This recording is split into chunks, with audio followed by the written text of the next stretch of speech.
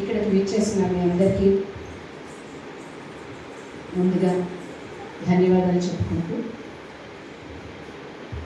మిగతాది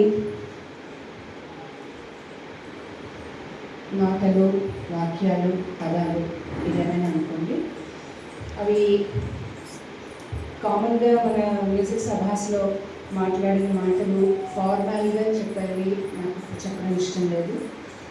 ఎందుకు అంటే ఫస్ట్ ఆఫ్ ఆల్ ఇది ఒక ఫార్మల్గా నడిపించేటటువంటి మ్యూజిక్ సభ అట్లాంటిది కాదు.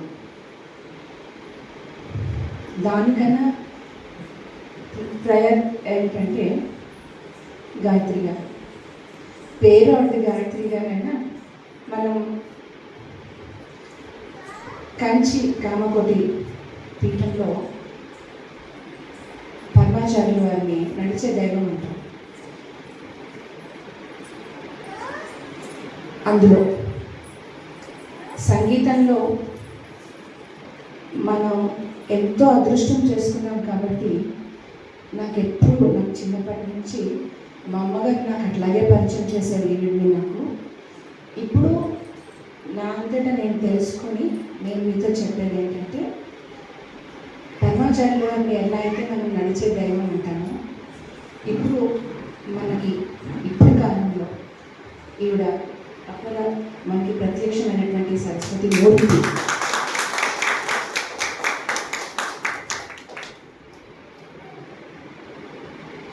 వాళ్ళ పేరెంట్స్ ఎంత ఆలోచించి పెట్టారో తెలియదు, కానీ గాయత్రి అనేది ఇంకా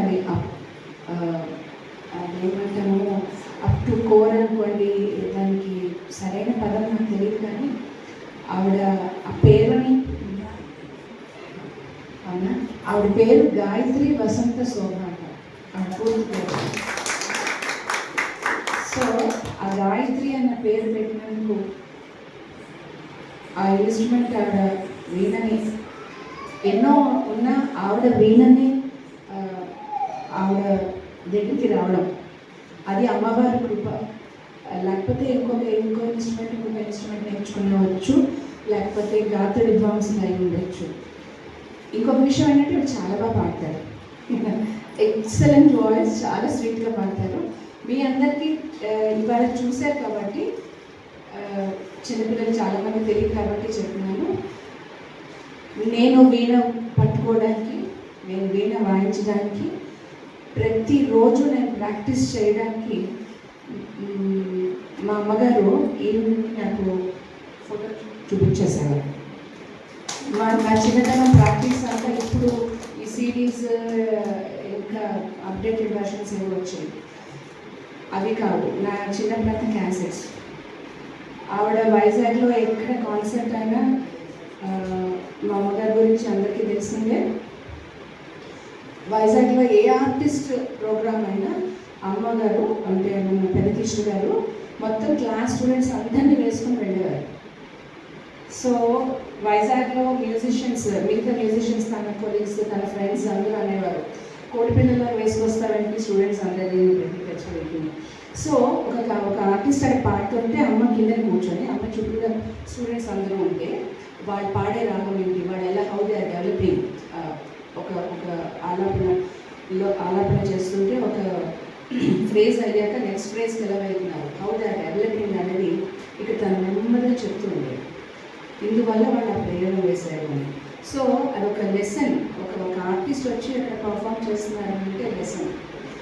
నేను పెరిగింది అంతా ఈవిడ వీణ సంగీతంతోనే పెరిగింది, వేరే ఏ సంగీతంతోనే పెరిగారు.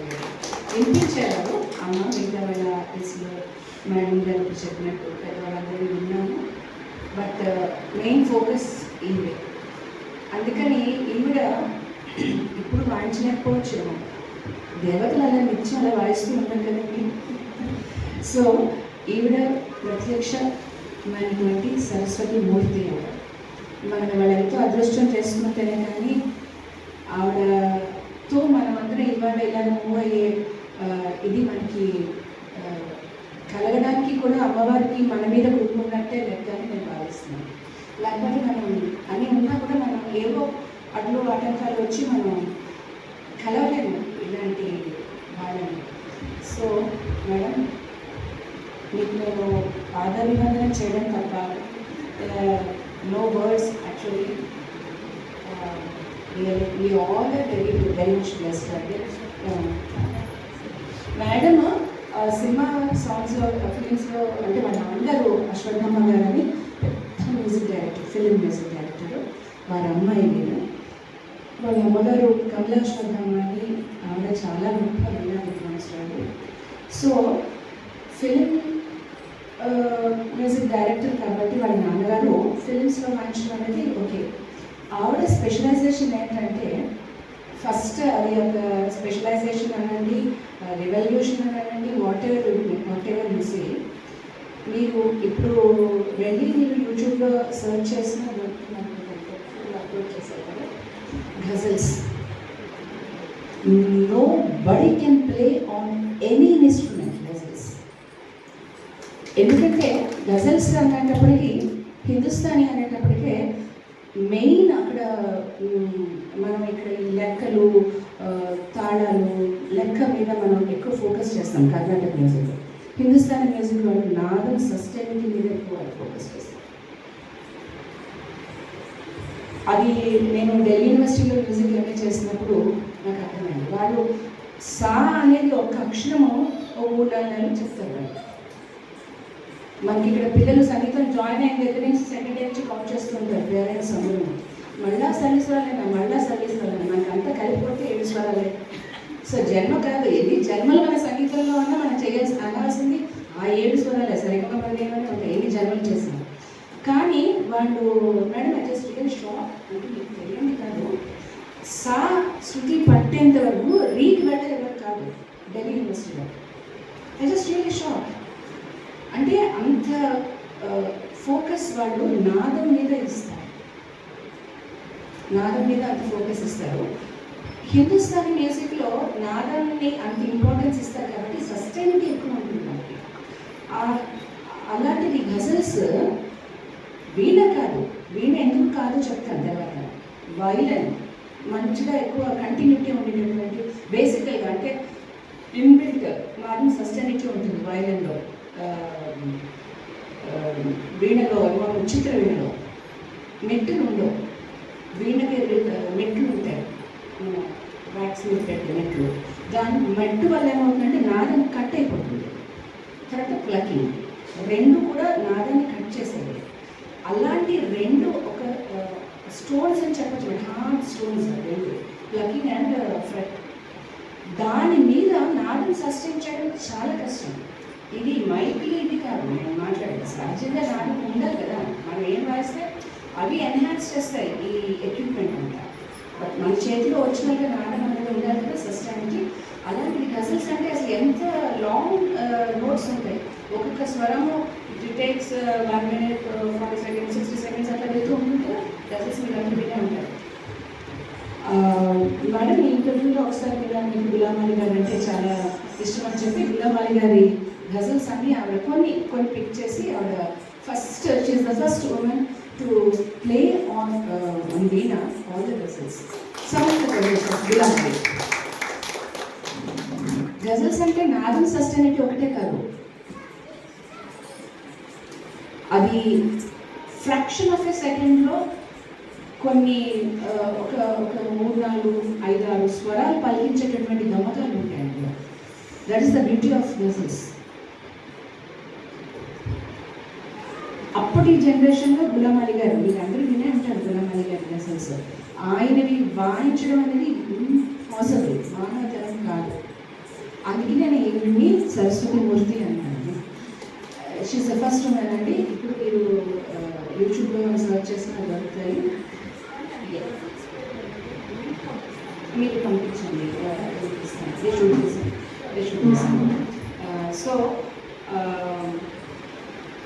చాలా అది సినిమా పాటలు మేడం చెప్పినట్టు ఇప్పుడు అందరూ వాయిస్తున్నారు. సరే నాదం గురించి అది మనకు తెలియకపోయినా పాటలు ఎందుకు కోసం కాబట్టి we are able to enjoy that. But you know ghazals వాయించడం అనేది అది ఎవరి తరం కాదండి, అది ఇమిటేట్ చేస్తే వచ్చేది కాదు. ఇంకా కావాలన్నారే అన్నిటికీ మా భాషలో నేను అంటే మేడం చాలా పొలైట్గా చెప్పారు. మా భాషలో నేను రోజు ఏం మాట్లాడుకుంటున్నామంటే సర్వరోగ నివారణి ప్రాక్టీస్. ఏది మనకి రావాలన్నా ప్రాక్టీస్. అది మన మైండ్ సెట్ అవ్వాలన్నా దాని మీద ముందు కూర్చుంటే ఫిజికల్గా మైండ్ సెట్ అవుతుంది. మూడు ఆఫ్లో ఉన్న మూడు సెట్ అవుతుంది. దేనివల్ల సెట్ అవుతుంది అని అంటే మేడం ఇందాక చెప్పారు, ఫస్ట్ ఎక్సర్సైజ్ తీస్తారు. మేడం మీకు చాలా చాలా ధన్యవాదాలు. ఎందుకంటే ఈ విషయాలు నేను రోజు వాళ్ళతో చెప్పి వాళ్ళు కూడా ఇంక నాకు వేరే మాటలు రావు చెప్పడానికి, ఇవే మాట్లాడతారని ఆ స్టేజ్కి పంపించాలని వచ్చారు. But some now their experience అంటే 5 years నుంచి నేర్చుకుంటాను మన ఏజతను. She plays well. సీనియర్స్ కొంతమంది ఉన్నారు, వాళ్ళు they learn from 5th year 6th year నుంచి అమ్మ దగ్గర నేర్చుకున్నారు. Now they continuing with me, they playing well. So ఇప్పుడు వాళ్ళు రియలైజ్ అవుతున్నారు ఆ నాగాన్ని, దే ఆర్ ఎంజాయింగ్ అన్నమాట వాట్ దే ఆర్ డూయింగ్. తప్పకుండా ప్లీజ్, అందుకని వాళ్ళని చేశాను. సో ఇవాళ మనందరూ అదృష్టం అండి. ఇవాళ మన దగ్గర ఉండి ఈవిడ అనుకోవద్దు, దైవం మనతో ఉండి మనకి ఎన్ని విషయాలు మనకి తెలియపరిచింది. మేడం ఇంకో 2 విషయాలు చెప్తాను అన్నారు.